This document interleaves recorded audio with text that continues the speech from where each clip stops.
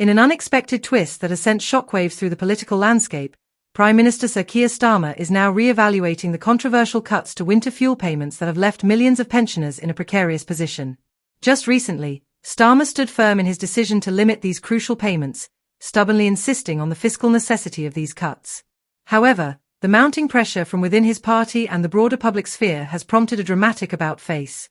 During a heated exchange in Parliament, he acknowledged the need to review eligibility criteria, signalling an openness to expanding access to these vital funds for older citizens grappling with the relentless cost of living crisis. This sudden change of heart is not merely a political maneuver, it is a response to the growing discontent among his party members and the electorate. With Labour's recent electoral setbacks fresh in everyone's mind, Starmer has found himself cornered, facing the threat of a revolt from backbenchers and grassroots activists alike. His earlier stance, which seemed unwavering, has now morphed into a more conciliatory tone, with Starmer openly stating that he wants to ensure more pensioners qualify for winter fuel payments. This shift in rhetoric is a clear indication of a recalibrated political strategy, one that must address urgent economic realities and the needs of the most vulnerable citizens.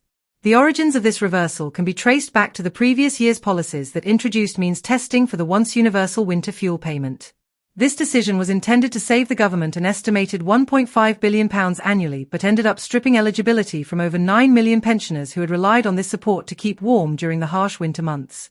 The latest announcement, albeit vague, hints at the government potentially reversing some or all of these changes in the upcoming autumn budget. While specifics remain under wraps, there is a palpable sense of urgency, with Starmer's spokesperson indicating that reforms are being pushed for swift introduction.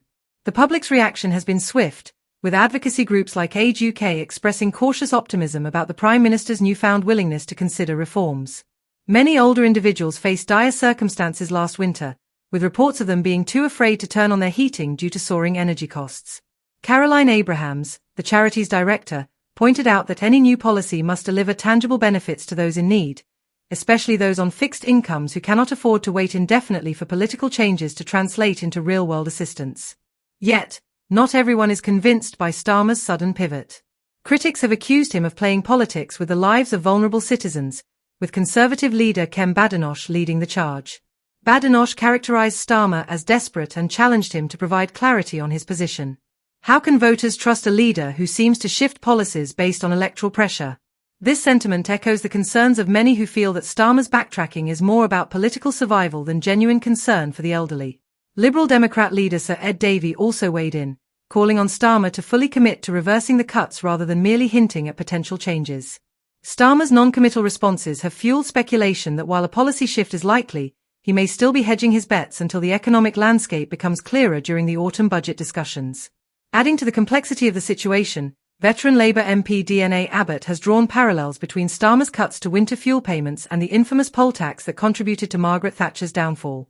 Abbott's comments highlight a growing sentiment that the Labour Party must prioritise welfare and social support as the economy begins to recover.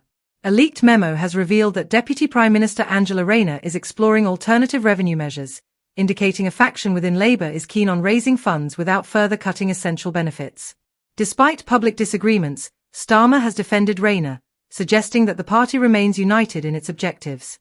However, the underlying tensions regarding fiscal restraint versus social justice are becoming increasingly apparent. As the government grapples with political backlash and public dissatisfaction, it is becoming clear that the current fiscal strategies may not be sustainable in light of the real-world suffering experienced by the vulnerable. So, what does this mean for pensioners facing another potentially brutal winter? It appears that the government is leaning toward reinstating broader eligibility for winter fuel payments, though no official confirmation has been made. The final decision will depend heavily on the economic forecasts presented during the autumn budget and whether the Treasury is willing to prioritise the welfare of pensioners over fiscal balancing. As the October deadline approaches, all eyes will be on the government to see if they will finally deliver the relief that struggling pensioners have been waiting for. Will this moment signify a genuine commitment to supporting the elderly, or will it simply be another case of political theatre with promises that fail to materialize?